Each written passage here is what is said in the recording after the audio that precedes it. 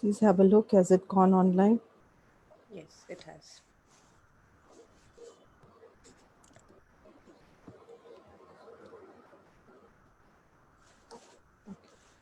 Good afternoon, everybody. Is it afternoon? It's morning. Yes. It's afternoon. We are Well, at the absolutely. Right okay. in the noon. So, namaste, everybody. This is Dr. Namaskar. I'm bringing in today again Dr. Archana Kumar, who's going to be talking to us about chapter 6, where she's going to be talking to us about Bhagavad Gita, and she's going to be talking to us about Gyan Yoga, Dhyan Yoga, and Bhakti Yoga. So, let's go over to Dr. Archana Kumar. Thank you, Dr. Archana. Namaskar, everyone.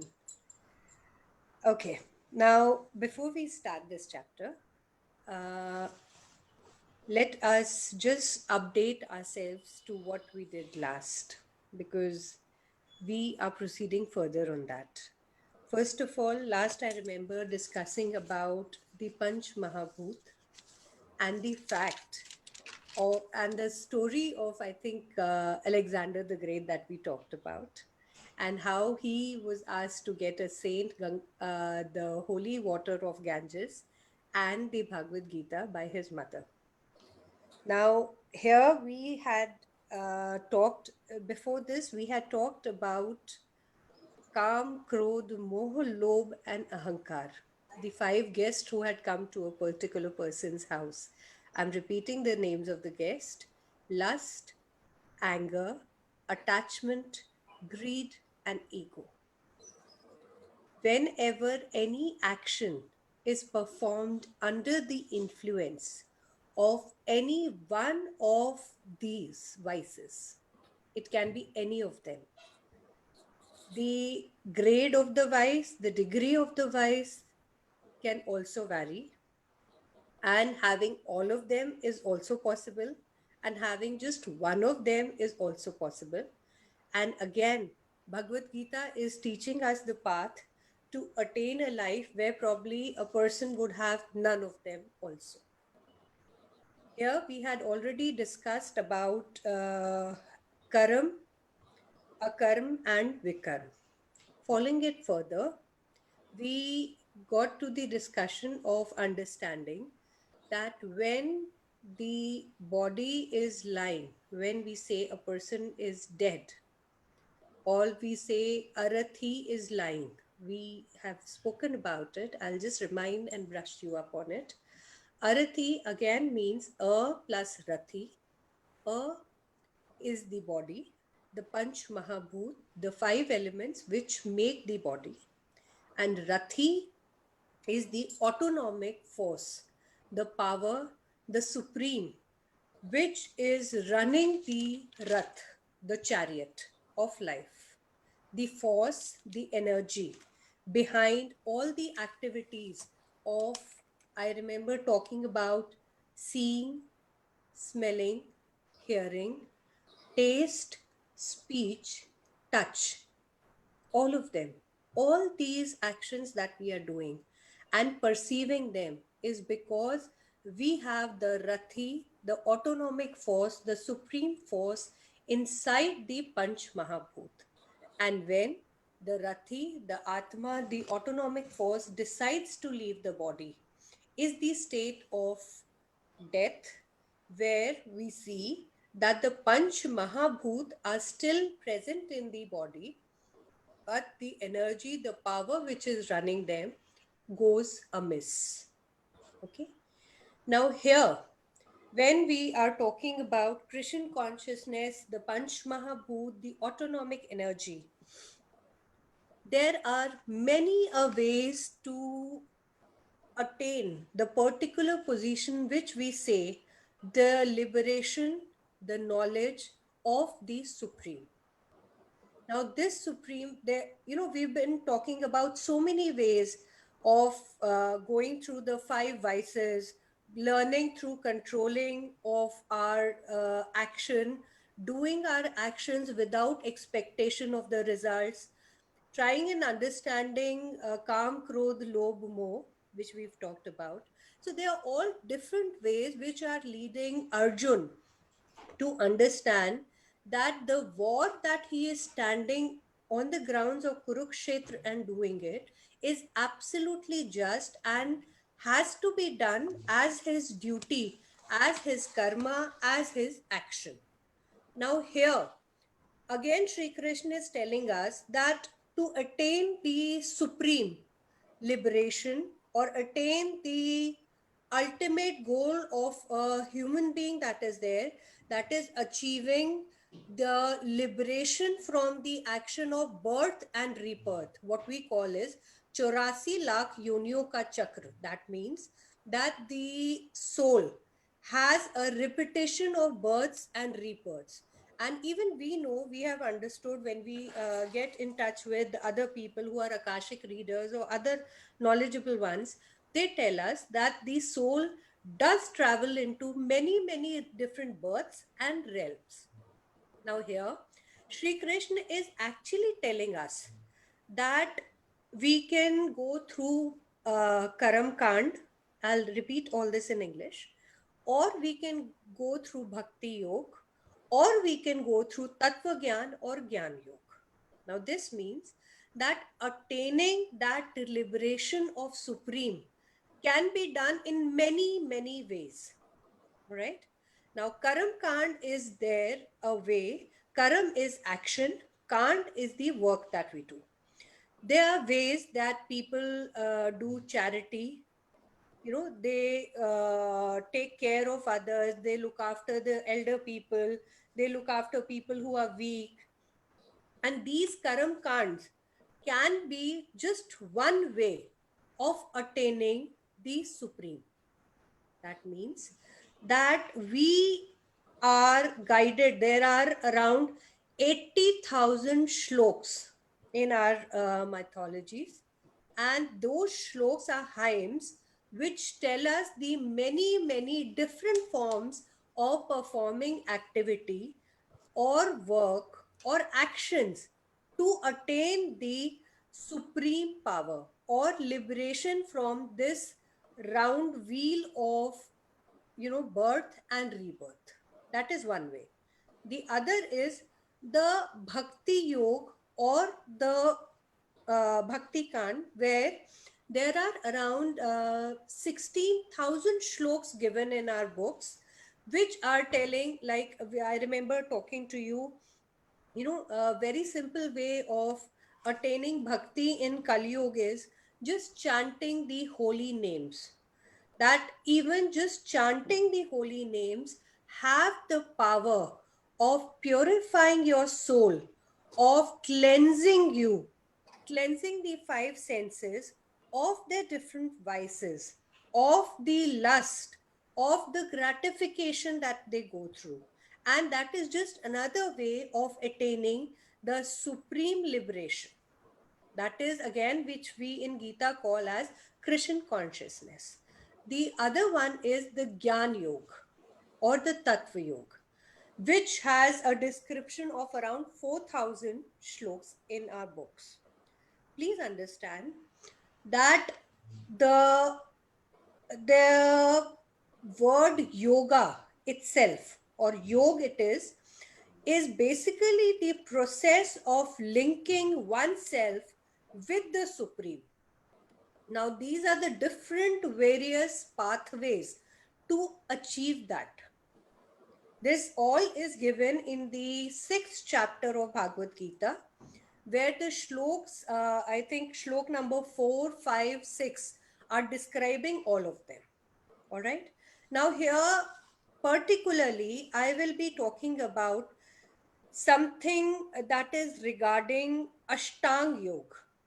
Now, Ashtang Yoga is a part in Bhagavad Gita given to us, as I've mentioned, is the way that oneself can link himself to the Supreme.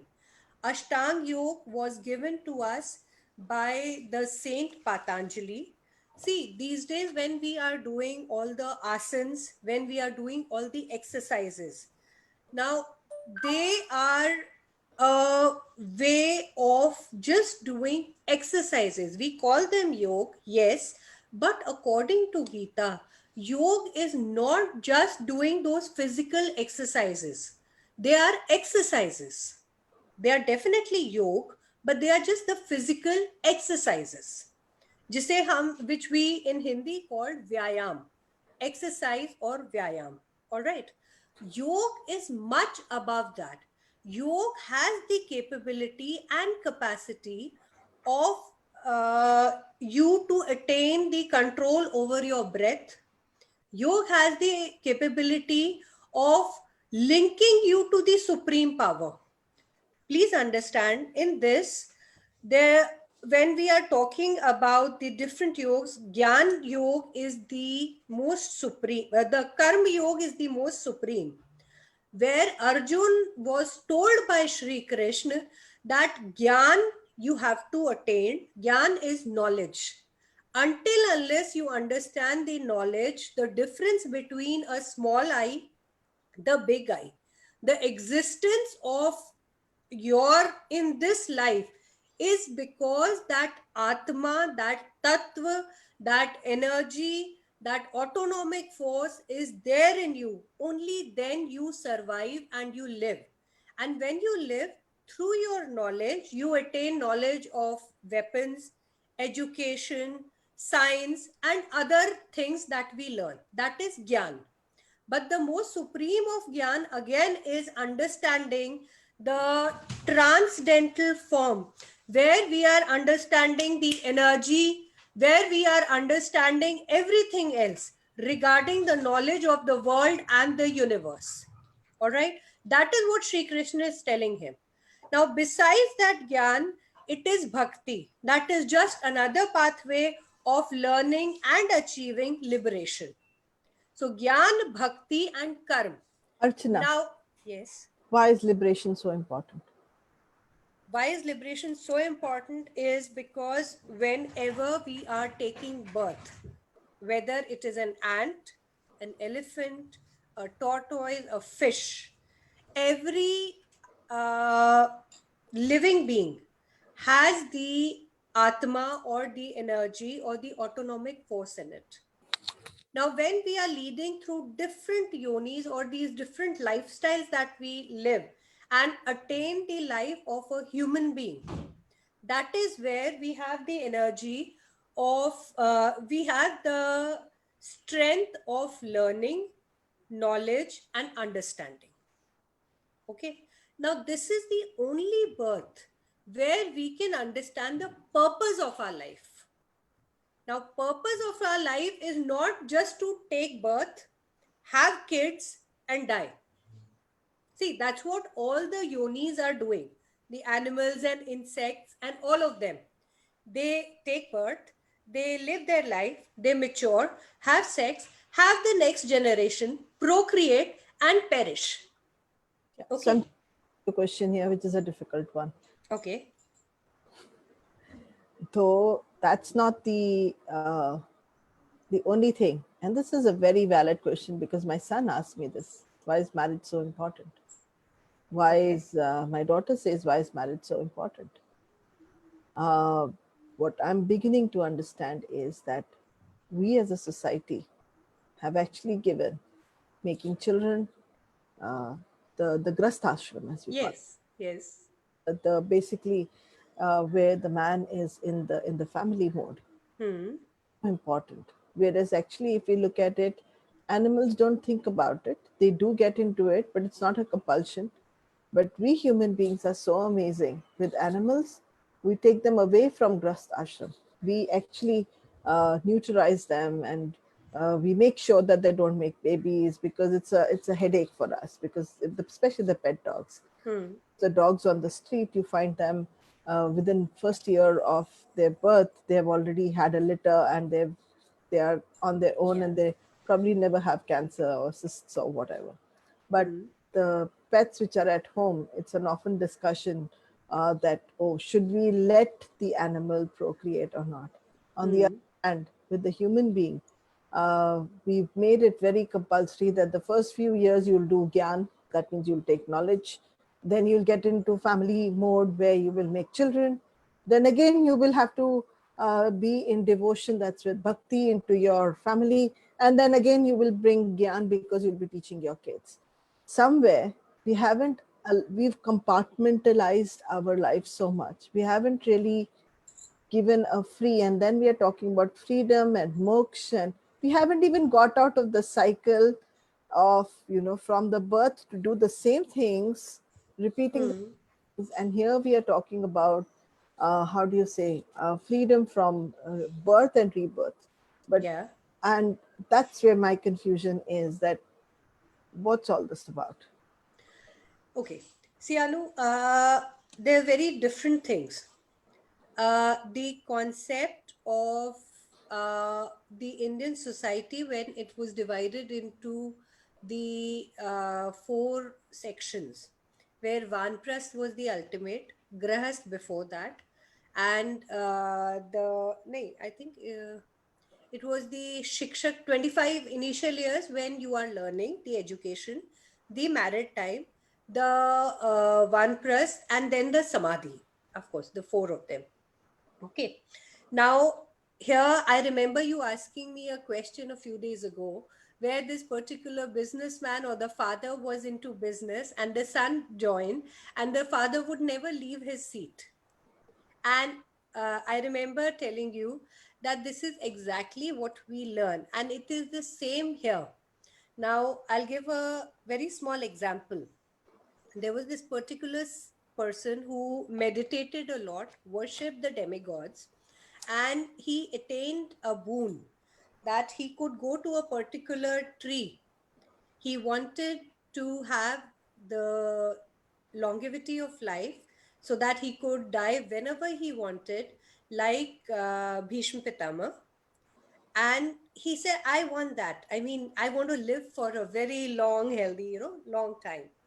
So he prayed, he received the boon, and he said he was told that there's this particular tree and he should go there, just pick a fruit and eat, and he shall live for as long as he wanted. So when he went to the tree, he saw that there were so many people there who were fighting and arguing, and it was an utter chaos. So he just caught hold of somebody and he asked, what is happening?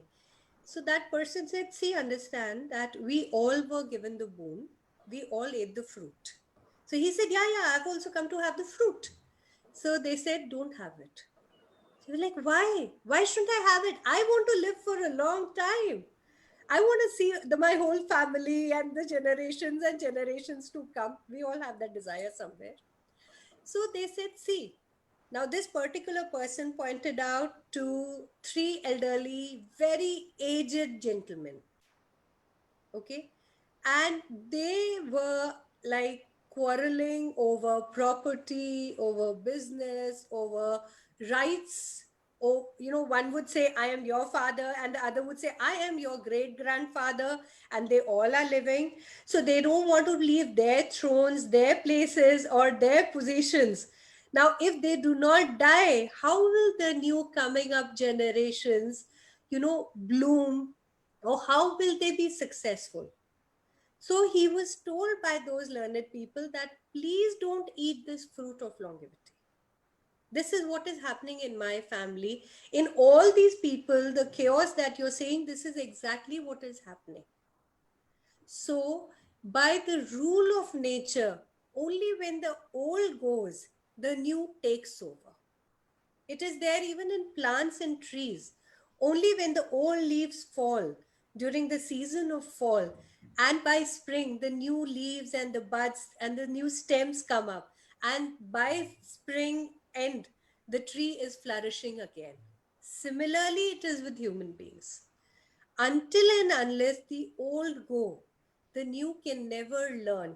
Until and unless all those new scientists and knowledgeable people were given chances to experiment and provide us with their new experiments and their success in life, we couldn't be talking on Zoom like this.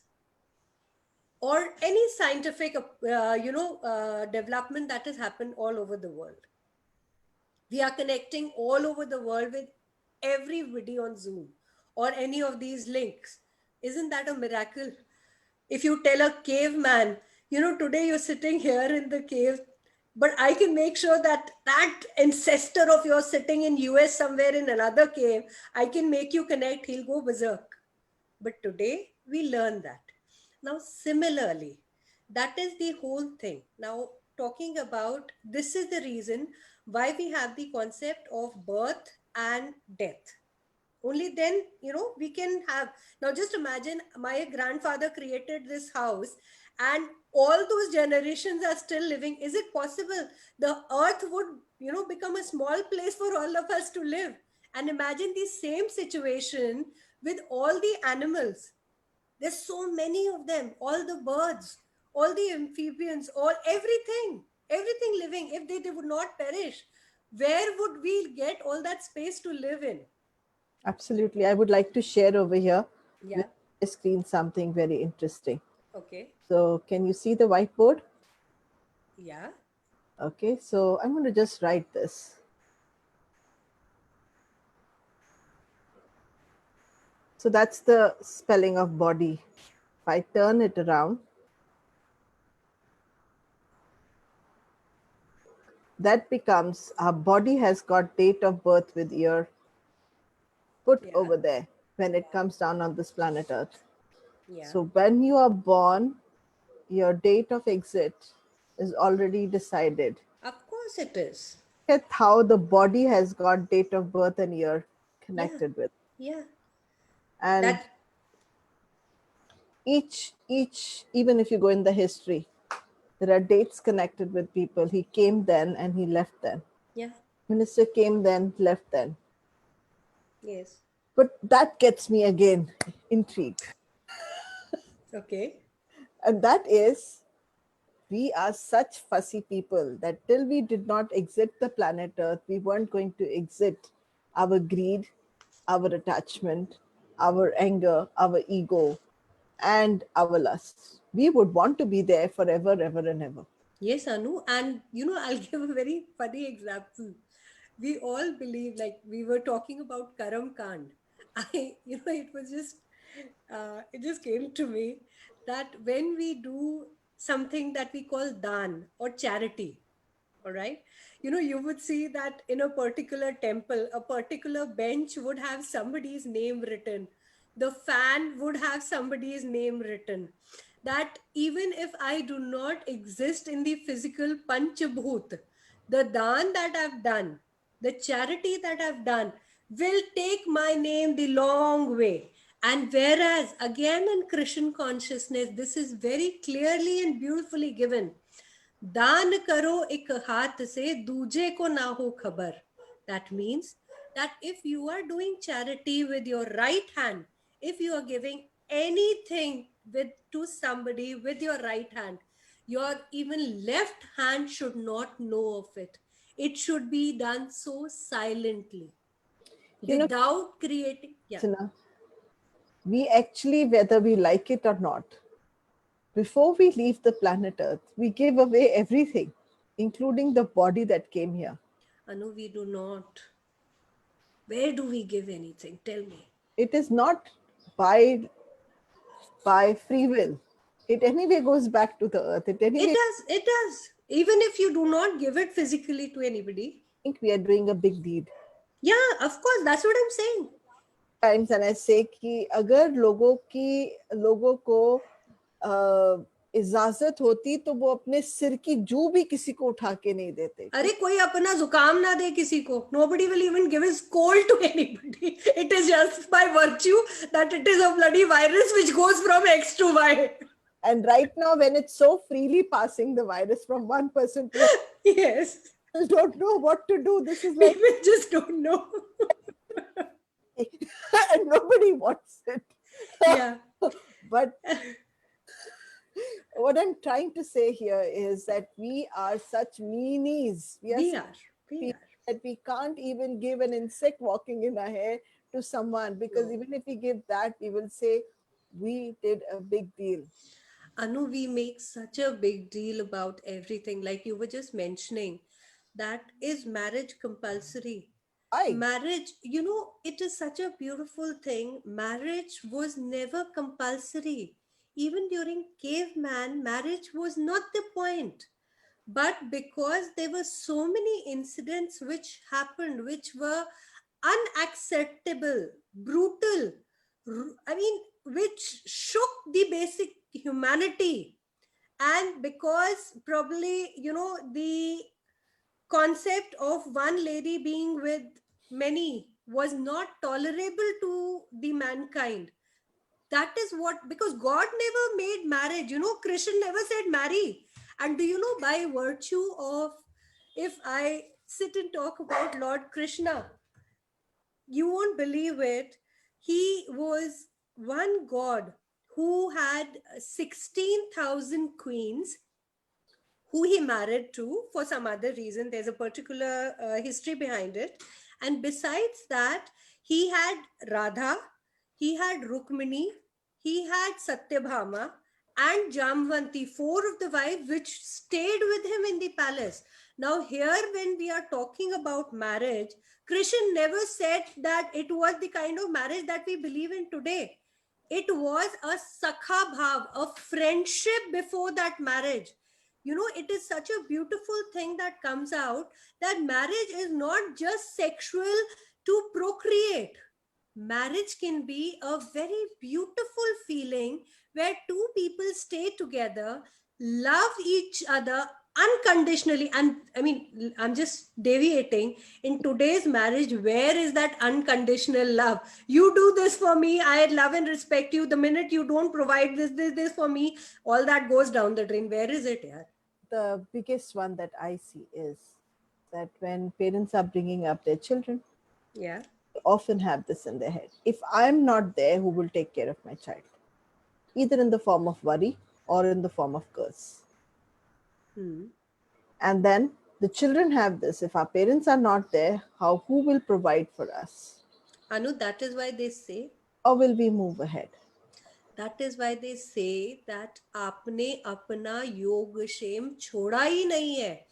The person who has the power and energy, just remember, I'll share a very small thing. We all got pregnant. We had good time. We got pregnant. But when we got pregnant, did we know we had conceived?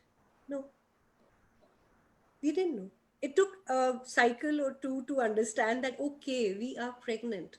Now, that energy, that power, that supreme, which had the capability of making us conceive, who has the capability, जिसे कहते हैं, I'll translate in English, अंधी कोठरी में गढ़ा जिसने. That means it's a black, dark cave where things are getting created in the womb. The womb is dark. It is a dark place where the beautiful embryo is growing. Okay. Andi Kotri, that means in that dark cave, that energy which made sure that you were conceived, which made sure that you grew. It knew where exactly the eyes should come, nose to come, mouth to come, hands to come. Everything fell in place. The minute we leave ourselves completely under that energy, we actually give their energy the right to make sure that our pregnancy goes normal, we grow normal from here, mind and physical body. And that is what, when we do not have the samarpan on that supreme energy, that it was capable of taking care of us in the womb, it is promised us that I will make sure that you get 2 square meals a day. It is the gods, the supreme energies, Krishna consciousness, or that energies promise to a human being that you do what your duty is there on the earth, and it is my promise to you that you shall not sleep empty stomach. But we always become me, I. If I do not do it, my children will, I've heard so many times mother telling, मैं खाना नहीं बनाऊंगी ना, रोटी नहीं मिलनी तुम्हें. That means that if I do not cook, you're going to go hungry. No. If you do not cook, they're going to go and make Maggie and eat. They're going to eat bread and butter. They might not get the proper 4 square meal, agreed, but they will not go empty stomach.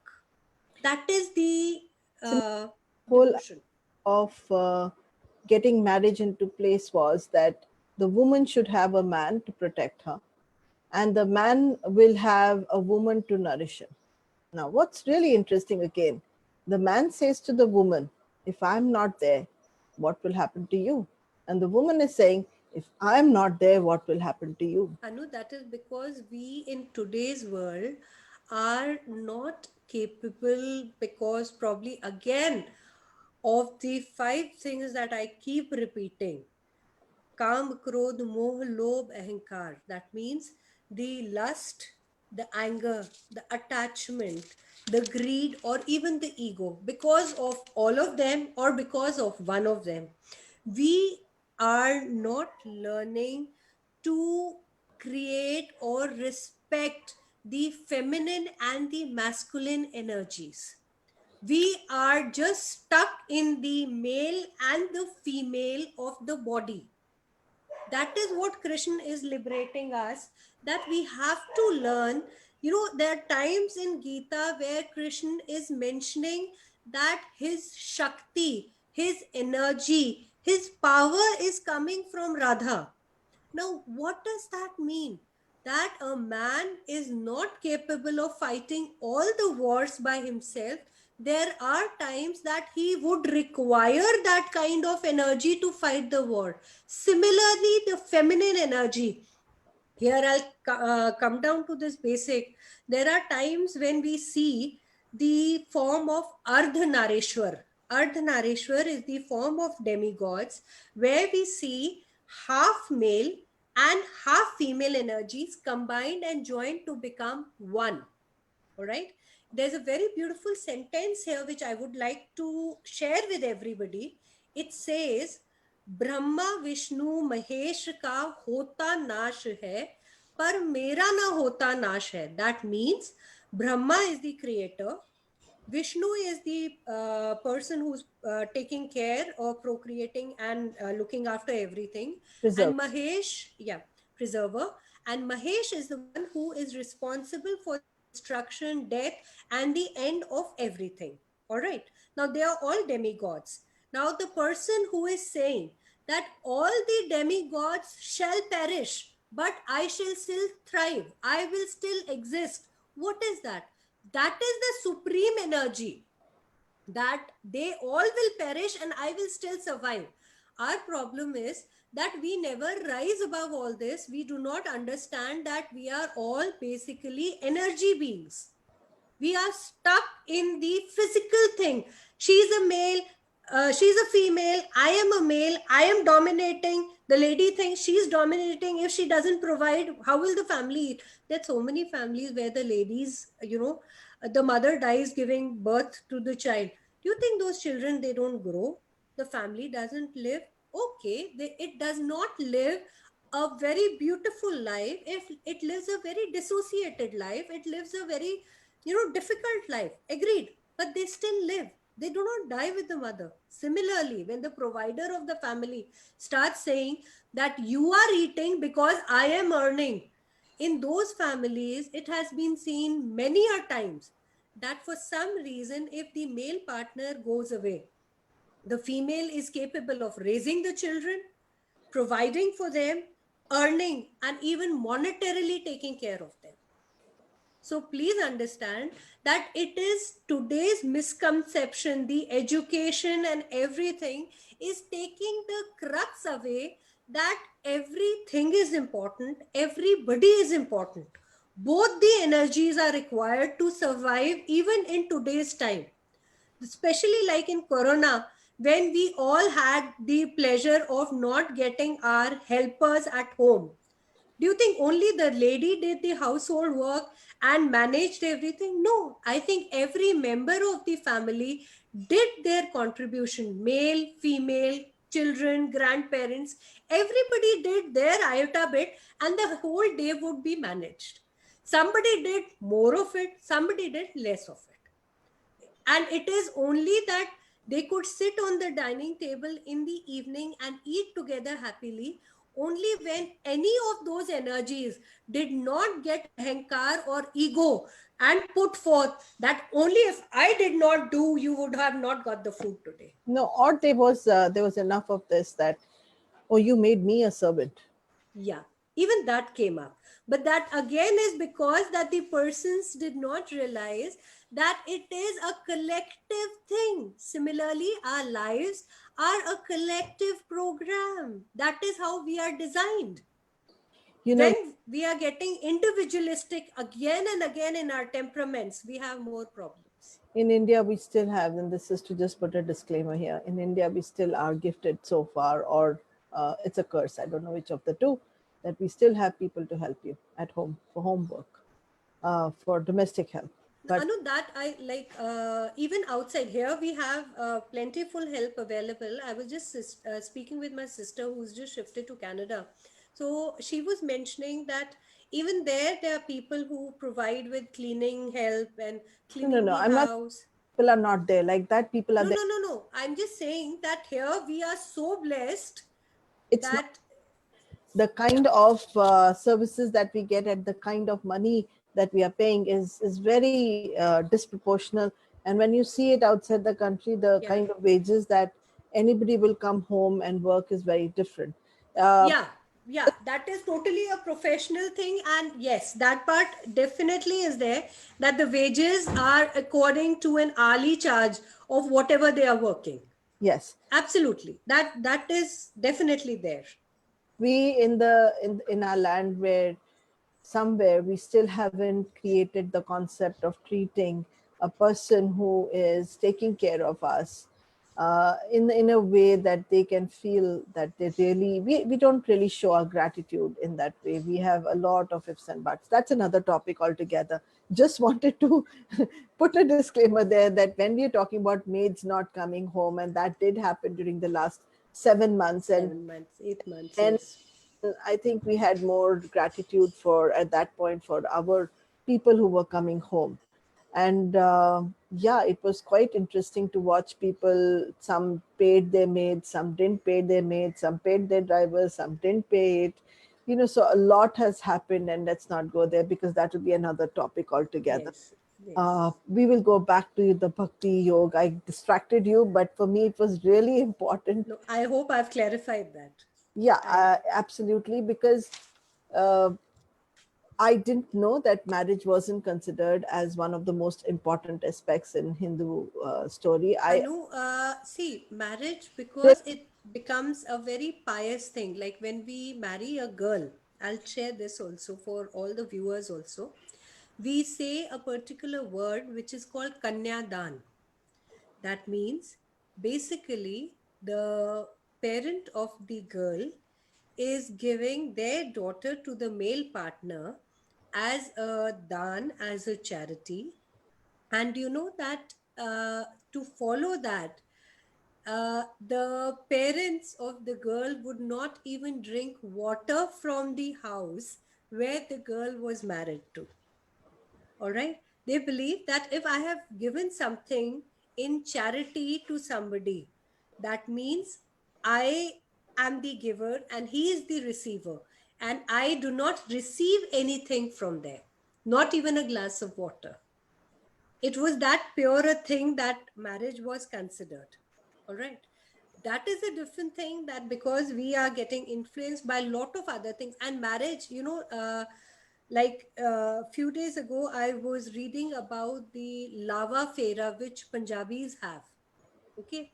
Now there are four feras that they do. They call it lava, and there are particular rules given in the Guru Granth Sahib. tell people what is Fera.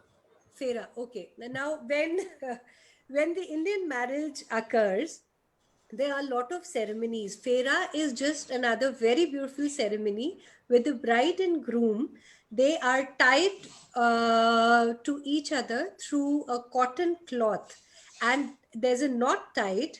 The girl has a stole on her shoulder, and the groom is carrying another one, and they are both tied. That is called the joint or the gat bandhan. And then once that happens, they go taking the circle around the holy fire which is created. It's called yagna. And around that fire, when they take around 7 rounds in Hindus. In Punjabis, there's a concept of having 4 feras or 4 lavas. Now, in both these cases, there are particular set of chants or mantras which are said during every circle.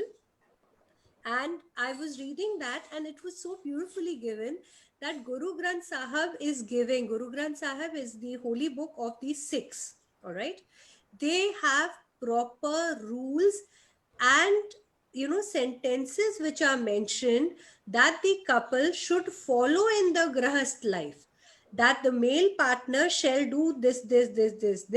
The female partner is responsible for this, how you should lead a disciplined life. Because nowhere did they say that you should live a life of abstinency. That was not the concept. The concept was be together, be disciplined, and how to procreate in a sensible, dutiful way. Have to have a society which learns the duties and learnings of our teachers, and then we follow it further. And this is all mentioned in that time when the lava is happening. The bride and groom are made to sit and listen to them. And the person who is making sure that the feras are done or the lavas are done, they clear this concept for the bride and groom, that now that till now you were individuals, you were X and you were Y, but today you are becoming XY together.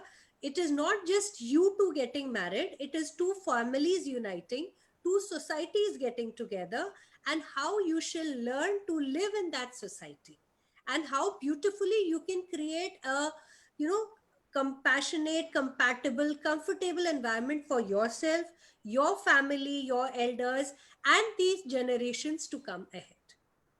So I've always fought with my mom and dad and said, you haven't given me as done. okay. You didn't ask me whether you were going to give me as done. Yeah. A daughter, I was your daughter, I will remain your daughter. Hmm. Somewhere the concepts when they started were very beautiful. Hmm. Somewhere across the time and space, they got manipulated so badly that they were used for suppression more than and aggression more than anything else. Yeah. But yes. But the real essence of it may be very, very beautiful, and I'm sure it is, like you're explaining. Anu, it is such a beautiful thing, that respect, that the lady would get when she would go to the other family. I don't know, over a period of time, yes, I agree, things have changed, the concepts have changed, the understandings have changed. But it is a very beautiful, I mean, it's something like, imagine that when you give something as charity somewhere, we are a human being. I don't feel any difference that happened between me and my parents relationship after my marriage. Probably I think I got more emotionally bonded and stronger towards my parents. So dan was just another way to give my caretaking to somebody else. That from today my father is not responsible for, probably that was the time when the ladies were not earning, they were not working. They would just manage the house, basically. They would manage the house, they would manage the farm, they would manage the cattle, they would do a lot of works that was 100 folds more than what the male would do. But one thing that they would not do was get the money or earth in the house. Okay, so that was when it would happen that my daughter is fully capable of managing everything except for that earth. So, for that earth or that money or that kind of security or protection, I am giving it her to another man who would be her husband. It was just as simple as that. So that he becomes responsible to that girl, and he does not behave like a unmarried bachelor would. He has a responsibility to that lady, a kind of devotion, dedication also comes, becomes a part of that. Where probably, a bachelor can be as flirtatious or as must that you want to call, but once he's married, that means that you learn to have particular duties and way of living with that lady that you're getting married to. It was as simple as that. Dan is just another word to make it probably more pious, I think. I mean, that's what I think. I can definitely go through more about it and get back to you if you want to know. Be lovely because I remember having fights over this. How can I be without, it's very interesting. Somebody gave my phone away to someone. This is a non, and doesn't have a, Non living. so I don't have to ask. Hmm. But did you ask me? Consent to marriage doesn't necessarily mean that people know that they will now be sent over to the other person, and parents will not even drink water because what you're saying got No, expressed in that happened many years ago. Now things are that not the same. marriage. Things have changed. No, no, they haven't. They haven't. Archana, they haven't. They haven't. I live Okay. 5 minutes away from my mom. Okay.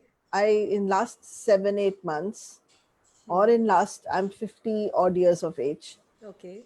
She will not come to my house. She will not drink anything here.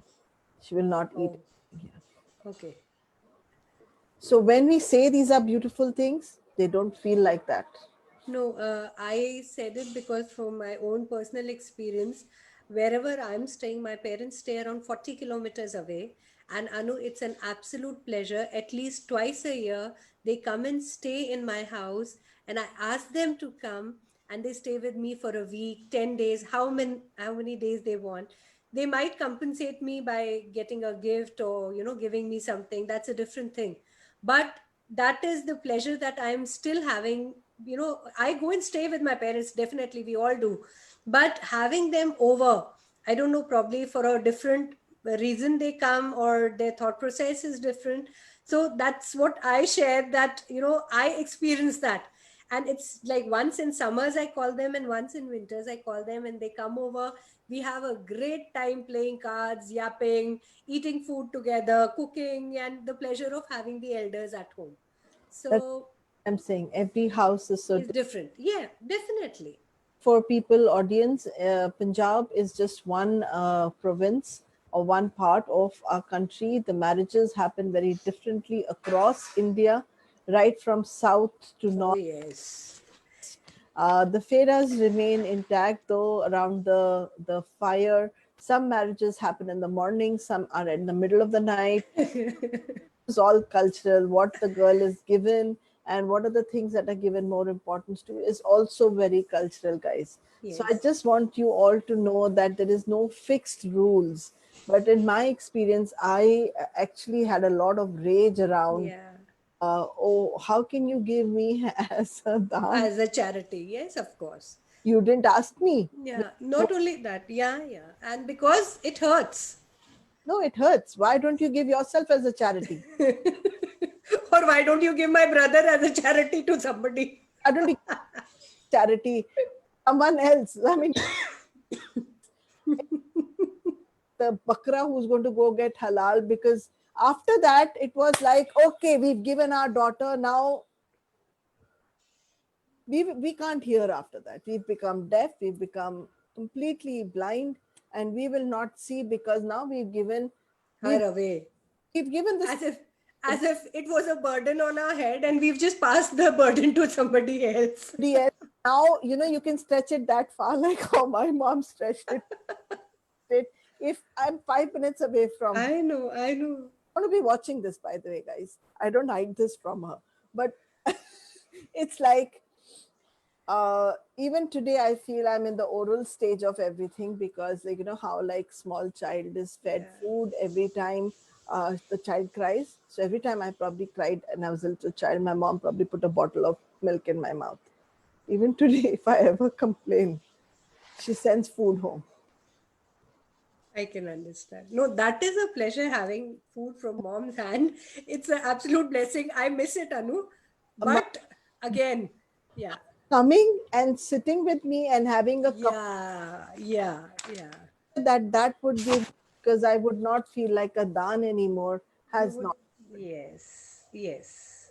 down. That is one thing that I completely, agree and understand, because that pleasure of, Minutes. yeah, She gets restless and she will walk out. I can understand. And that's so disheartening. Because it doesn't gel with her thought process that she would be sitting, forget staying in your house, Just, even staying there for some time. my God, oh my God. Like, that's like she'll probably stop eating, get her cashew nuts from home, that packet. Oh my God. Yeah. So, beautiful people, I have a very beautiful mom. I just brought up this topic. She's an amazing woman. I've had the pleasure of being with her for a few days. Yeah. It's just to bring it up to you guys that this also happens even today. And some of the things which were said very beautifully in the granthas were then misconcocted, were then stretched a bit too far. It's like someone is wearing the clothes that were worn during the Bhagavad Gita time, the small choli and the dress, and still wearing it in this era. You cannot, you have to be with the time. And that's also something that we need to really urge and look at, because I don't think Krishna ever said get stuck in time. Never. He was so progressive in his thought process himself, because he always said karma and action and change are part of living. If you do not change, it is something like if you breathe a breath, it goes in and it does not come out, or if it comes out and it does not go back inside.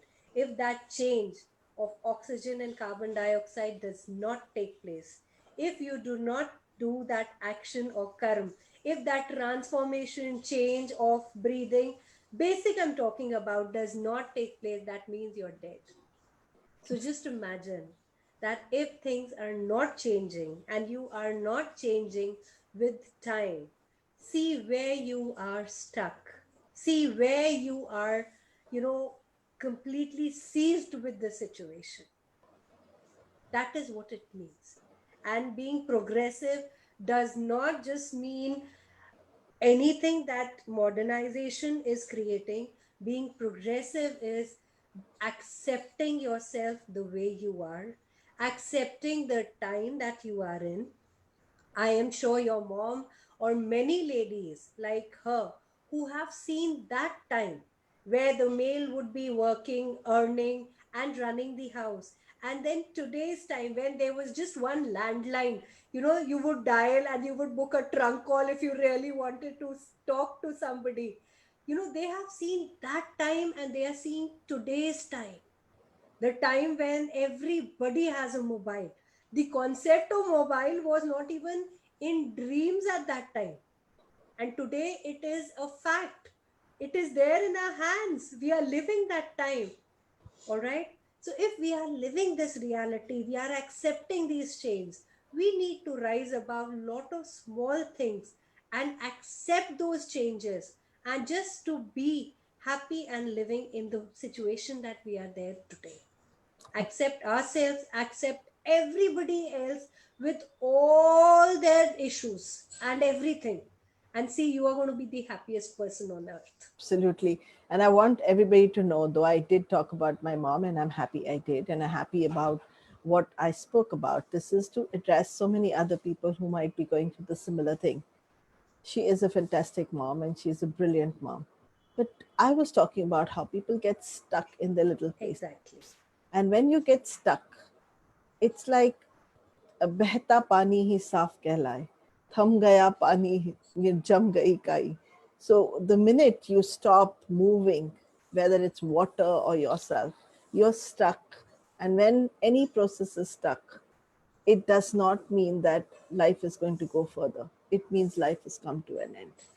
And that is the reason why your heart beating consistently, constantly, no matter what happens. Yeah. No matter what happens. So, beautiful people, we will ask Archana to conclude here for today. And Archana, over to you. Okay, Anu, I'll just ask you one question. What for you would mean darkness? What is darkness for you? That's a very brilliant question. For me, darkness would mean if I can't see ahead of time. not ahead of time, but if I can't see you right now, if there is so much of darkness that I can't see something, I'm a very visual person. If I can't see, I can't hold someone and give them my love. I can't speak to anyone and I'm locked up in a room or in a box. That would mean darkness for me. Yeah. Somebody also said very beautifully that darkness is just the nothing, just the absence of light. Yeah, Any kind of light, any kind of, beautiful energies of light, vision, thought, action, anything. The minute that light is absent from your life, you are in a dark portion or a position. So let's light the lamps of thought, action, and words in our life and move. Even a small diya, a small candle, is capable of illuminating the whole dark room. Similarly, even one small positive thought is capable of enlightening ourselves. absolutely, guys. And I remember a Pandit telling me, a learned man telling me, because my son used to be very, very unwell, extremely unwell. And I went to him and I was crying. I was crying because I was attached to that little baby. I wanted to see the baby happy. And somewhere, the child is always perceived as an extension. I perceived my child as an extension of me at that point. I was only 24. And seeing a child very unwell, I asked him, why is he suffering like this and what do I do? And he said something very beautifully, which would connect with what Archana has just spoken about. He told me, when the darkness at night comes in to your house, which means the dusk starts setting in, that's the time you're going to light a lamp in your house with an intention that his light and his vitality will always be high. And I did that, I don't know how many years of my life. In fact, even Yes, if there was a place where it was impossible for me to light a lamp, I lit a small candle over there or something over there which represented fire or illumination, represented. energy, absolutely. And that's exactly what you can do. If you're going through something really difficult in life right now, and darkness seems to be in, capturing and holding you all around, just put on a small diya or a light or a candle. Symbolically, think one right thought, and life will be different. And Anu, only that looking at that candle at times gives you the happiness of that, brightness. It is so beautiful. And like Diwali has just gone, and that beauty of line of candles or diyas, they get that smile that however dark it is, even if it is the night of no moon, we have the capacity of illuminating our life. Exactly as Archana said, even if you don't have your man in your life, your child in your life, your parent in your life, someone who was the light of your life is not there, yet you are the light in someone's life. So light yourself up so that they can see brightly and they can shine brightly because you decided to laugh today and smile and not be in that sadu sadu mode, which means not not sitting down with that frown I in know. your on your face. So thank you so Yes. much, beautiful people. Thank you for supporting Archana and me over this whole journey of the last 1 month. And we'll continue. We will try our best to get more to you. And no promises, nothing, no commitment. That is where we had decided. So I'm really in gratitude to Archana and to everybody who supported us. Thank you so much. Thank you very much. Have a good day. Thank you.